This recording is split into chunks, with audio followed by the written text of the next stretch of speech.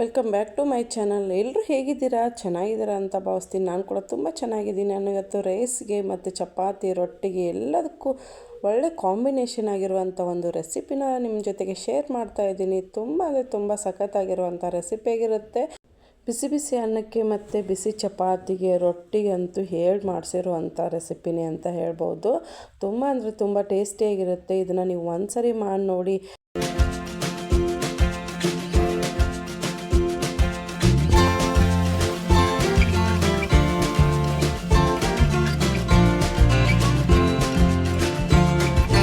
ಈ ರೆಸಿಪಿನ ಸ್ಟಾರ್ಟ್ ಮಾಡೋಕ್ಕಿಂತ ಮುಂಚೆ ನನ್ನ ಚಾನಲ್ನ ನೀವು ಸಬ್ಸ್ಕ್ರೈಬ್ ಮಾಡ್ಕೊಳ್ಳಿಲ್ಲ ಅಂದರೆ ಪ್ಲೀಸ್ ಸಬ್ಸ್ಕ್ರೈಬ್ ಮಾಡ್ಕೊಳ್ಳಿ, ಬೆಲ್ ಐಕಾನ್ನ ಪ್ರೆಸ್ ಮಾಡಿ ನೋಟಿಫಿಕೇಷನ್ ಆನ್ ಮಾಡ್ಕೊಳ್ಳಿ. ನಾನು ಹಾಕೋ ವಿಡಿಯೋಸ್ ಎಲ್ಲ ಬರುತ್ತೆ. ಹಾಗಿದ್ರೆ ಬನ್ನಿ ಮಾಡೋದು ಹೇಗೆ ಅಂತ ನೋಡೋಣ.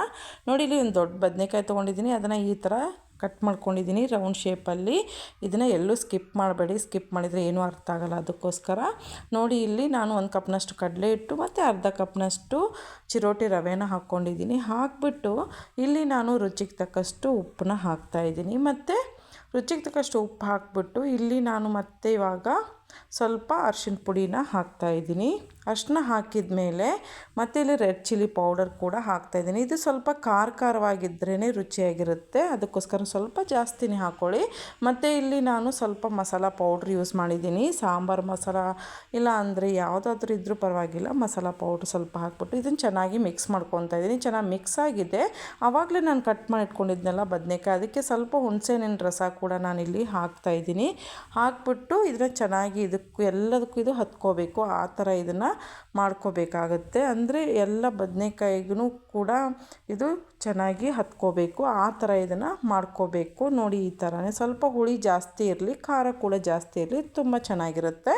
ನೋಡಿ, ಇವಾಗ ಇದು ಒಂದು ಸೈಡ್ಗೆ ಎತ್ತಿಟ್ಬಿಟ್ಟಿದ್ದೀನಿ. ಒಂದು 5 ನಿಮಿಷ ಇಟ್ಬಿಟ್ಟು ಆಮೇಲೆ ಈ ಥರ ಇದನ್ನು ಅದಕ್ಕೆ ಹಚ್ಚಬೇಕಾಗುತ್ತೆ. ನಾವು ರೌಂಡ್ ಶೇಪಲ್ಲಿ ಕಟ್ ಮಾಡಿರೋ ಬದನೆಕಾಯಿಗೆ ಈ ಥರ ಹಚ್ಚಿ ಒಂದು ಸೈಡನ್ನ ನಾನು ಒಂದು ಪ್ಲೇಟಲ್ಲಿ ಇದನ್ನು ಇಡ್ತಾಯಿದ್ದೀನಿ. ಎಲ್ಲನೂ ಇದೇ ಥರ ಮಾಡ್ಕೊಳ್ಳಿ.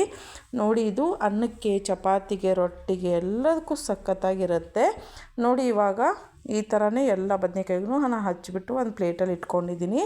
ಇವಾಗ ನಾನು ಒಂದು ಗ್ಯಾಸ್ ಸ್ಟವ್ ಮೇಲೆ ತವೆನ ಬಿಸಿ ಮಾಡೋಕ್ಕಿಟ್ಟಿದ್ದೆ. ತವೆ ಬಿಸಿ ಆಗಿದೆ. ಅದಕ್ಕೆ ಸ್ವಲ್ಪ ಎಣ್ಣೆ ಸವರ್ಬಿಟ್ಟು ಒಂದೊಂದೇ ಬದನೆಕಾಯಿ ಸ್ಲೈಸ್ನ ನಾನಿವಾಗ ಇದಕ್ಕೆ ಇಡ್ತಾಯಿದ್ದೀನಿ. ಇದನ್ನು ಸ್ವಲ್ಪ ಮೀಡಿಯಮ್ ಫ್ಲೇಮಲ್ಲಿ ಇಟ್ಕೊಂಡೇ ಮಾಡಿ, ತುಂಬ ಹೈ ಫ್ಲೇಮಲ್ಲಿ ಇಟ್ಕೊಳ್ಳೋಕೆ ಹೋಗಬೇಡಿ, ಸೀದೋಗ್ಬಿಡುತ್ತೆ. ಅದಕ್ಕೋಸ್ಕರ ನೋಡಿ, ಈ ಥರ ಒಂದೊಂದಾಗಿ ಈ ಥರ ನಾನು ಇಡ್ತಾಯಿದ್ದೀನಿ. ಅದಾದಮೇಲೆ ಸ್ವಲ್ಪ ಇದಕ್ಕೆ ಎಣ್ಣೆ ಹಾಕಬೇಕು ಮೇಲಿಂದ. ಮತ್ತೆ ಸ್ವಲ್ಪ ಇದಕ್ಕೆ ಎಣ್ಣೆನ ಹಾಕ್ಬಿಟ್ಟು ಇದನ್ನು ಒಂದು ಸ್ವಲ್ಪ ಹೊತ್ತು ಹಾಗೆ ಬಿಟ್ಬಿಡಿ. ಹಾಗೆ ಬಿಟ್ಬಿಟ್ಟು ಇವಾಗ ಇದನ್ನು ನೋಡಿ ಈ ಥರ ಹಾಕ್ತಾಯಿದ್ದೀನಿ. ಈ ಥರನೇ ಮಾಡಬೇಕು.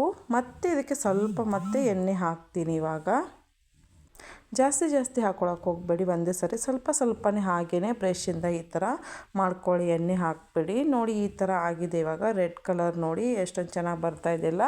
ಇದು ನೋಡೋಕ್ಕೂ ಅಷ್ಟೇ ಚೆನ್ನಾಗಿದೆ. ಆಮೇಲೆ ಕ್ರಿಸ್ಪಿನೂ ತುಂಬ ಚೆನ್ನಾಗಿರುತ್ತೆ. ಕ್ರಿಸ್ಪಿಯಾಗಿ ತಿನ್ನೋಕ್ಕಂತೂ ಸಖತ್ತಾಗಿರುತ್ತೆ. ನೋಡಿ, ಈ ಥರ ಇದು ಸ್ವಲ್ಪ ಹೊತ್ತು ಬಿಟ್ಬಿಡಿ, ಬೆಂದು ಬರಬೇಕು. ಅದಕ್ಕೋಸ್ಕರ ಈ ಥರ ಸ್ವಲ್ಪ ಹೊತ್ತು ಹಾಗೆ ಬಿಟ್ಬಿಡಿ. ಹಾಗೆ ಬಿಟ್ಬಿಟ್ಟು ನೋಡಿ, ಈ ಥರ ಹೆಂಗಾಗಿದೆ ಅಲ್ವಾ. ಇದನ್ನು ಮತ್ತೆ ಸ್ವಲ್ಪ ಹಾಕ್ತಾಯಿದ್ದೀನಿ. ಅಂದರೆ ಇದನ್ನು ಸೀದು ಹೋಗಬಾರ್ದು. ಅದಕ್ಕೋಸ್ಕರ ನಾನು ಇದನ್ನು ಈ ಥರ ಮಾಡ್ತಾಯಿದ್ದೀನಿ. ಹೊರಗಡೆಯಿಂದ ಕ್ರಿಸ್ಪಿಯಾಗಿ, ಒಳಗಡೆಯಿಂದ ಸಾಫ್ಟಾಗಿ, ತುಂಬ ಅಂದರೆ ತುಂಬ ಸಖತ್ತಾಗಿರುತ್ತೆ. ಇವಾಗ ಇದು ಆಗಿದೆ. ನಾನು ಇದನ್ನು ಇವಾಗ ಒಂದು ಪ್ಲೇಟಲ್ಲಿ ತೆಗಿತಾ ಇದ್ದೀನಿ. ಇದನ್ನು ಯಾರು ಬೇಕಾದರೂ ಆರಾಮಾಗಿ ಒಂದು 10 ನಿಮಿಷದ ಒಳಗಡೆ ಮಾಡ್ಕೊಂಡು ಬಿಡ್ಬೋದು.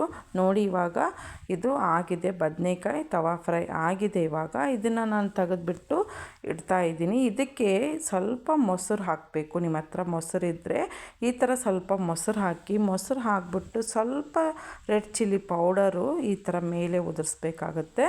ಆಮೇಲೆ ನಾನು ಇಲ್ಲಿ ಒಗ್ಗರಣೆನ ಹಾಕಿದ್ದೀನಿ. ಅಂದರೆ ಸಾಸಿವೆ, ಜೀರಿಗೆ, ಸ್ವಲ್ಪ ಕರಿಬೇವಿನ ಸೊಪ್ಪನ್ನ ಒಗ್ಗರಣೆ ಹಾಕಿಬಿಟ್ಟು ಈ ಥರ ಮೇಲೆ ಹಾಕಿ ಇದನ್ನು ಇವಾಗ ನೋಡ್ತಾ ಇದ್ದರೆ ನಿಮಗೆ ಬಿಸಿ ಅನ್ನದ ಜೊತೆಗೆ, ಬಿಸಿ ಚಪಾತಿ ಜೊತೆಗೆ ಬಿಸಿಯಾಗಿ ಇದನ್ನು ತಿಂತಾ ಇದ್ದರೆ ಹಾಗೆ ತಿಂತಾನೇ ಇರಬೇಕು ಅಂತ ಅನಿಸುತ್ತೆ. ತುಂಬ ಅಂದರೆ ತುಂಬ ಸಖತ್ತಾಗಿರುವಂಥ ಟೇಸ್ಟನ್ನ ಕೊಡುತ್ತೆ. ಒಂದು ಸರಿ ಇದನ್ನು ಟ್ರೈ ಮಾಡಿ. ನಾನು ಮಾಡಿರೋ ಇದನ್ನು ಬದನೆಕಾಯಿ ತವಾ ಫ್ರೈ ಇದು ನಿಮಗೆ ಇಷ್ಟ ಆಗಿದೆ ಅಂದ್ಕೊತೀನಿ. ಇಷ್ಟ ಆದರೆ ಲೈಕ್ ಮಾಡೋದನ್ನ ಮರಿಬೇಡಿ. ನೋಡಿ, ಇವಾಗ ನಾನು ರೊಟ್ಟಿ ಜೊತೆಗೆ ಇದನ್ನು ತಿಂತಾಯಿದ್ದೀನಿ. ಸಖತ್ತಾಗಿರುತ್ತೆ. Thank you for watching.